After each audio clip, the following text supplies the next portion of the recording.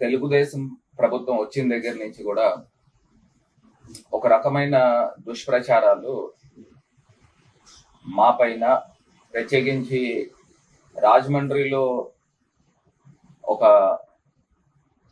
విష సంస్కృతి ప్రారంభమైంది. ఆ విష సంస్కృతి ఏంటి? అసలు నిన్న జరిగిన ఒక సంఘటన, మోరంపూడి ఫ్లైఓవర్ దగ్గర, ఆ జంక్షన్ దగ్గరికి మాజీ ఎంపీ గారు మురళీమోహన్ గారు, ప్రస్తుత ఎంపీ గారు పురంధరేశ్వరి గారు, అదేవిధంగా స్థానిక ఎమ్మెల్యే కూడా, వీళ్ళు ముగ్గురు కూడా వచ్చి ఒక రకమైన ఫ్లైఓవర్ కట్టించింది మేమే అని ఆనందపడే కార్యక్రమం చేస్తూ ఉంటారు. మీరు క్రెడిట్ తీసుకుంటే తీసుకోండి, దానికి ఏం నా అభ్యంతరం ఏం లేదు.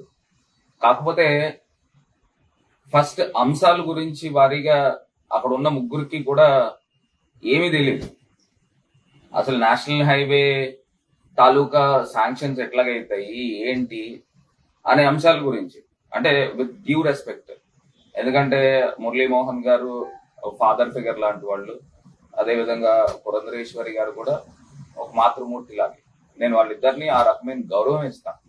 కాకపోతే ఎవరైతే స్థానిక ఎమ్మెల్యే ఉన్నాడో అతనికి అవగాహన లేదో, లేకపోతే అతి తెలివితేటలు, నాకేదో తెలియదు. అసలు మోరంపూడి ఫ్లైఓవర్ ఒక్కసారి శాంక్షన్ అయిన తర్వాత పురంధరేశ్వరి గారు చెప్పినట్టు రెండో శిలాఫలకం ఎలా చేసుకుంటారు, కమెన్స్మెంట్ ఆఫ్ వర్క్ అని. అంటే నేను చేసిన పొరపాటు ఏంటంటే, ఆ పెద్ద ఆయన మురళీమోహన్ గారు గౌరవం ఇవ్వడమే. అసలు ఫ్లైఓవర్ క్యాన్సిల్ అయింది మొర్రో అని చెప్తా ఉన్నా. నేను చెప్పే అంశం ఏంటంటే, ఒకసారి ఆమె చెప్తా ఉన్నారు కదా, దేశంలో ఒక్కసారి వర్క్ స్టార్ట్ అయిన తర్వాత రెండోసారి కమెన్స్మెంట్ ఆఫ్ వర్క్ ఎక్కడ జరుగుతుంది, ఆ శిలాఫలకం వేసుకోవడం నేను ఇప్పుడు దాకా చూడలేదని చెప్తా ఉన్నారు. మరి మీకు తెలుసో తెలీదో, దేశంలో ఒకసారి శాంక్షన్ అయిన తర్వాత రెండోసారి ఎక్కడైనా శాంక్షన్ అవుతుందండి? దట్ గవర్నమెంట్ ఆఫ్ ఇండియాలో ఏదైనా ఉంటే రెక్టిఫికేషన్ జరుగుతుంది.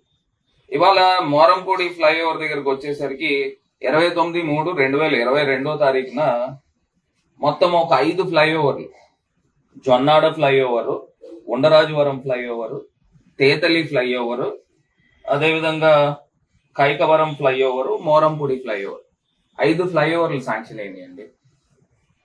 అసలు ఎట్లా జరుగుతుంది అంటే, నేను ఆన్ పేపర్ రికార్డెడ్ గా తీసుకోవాల్సింది.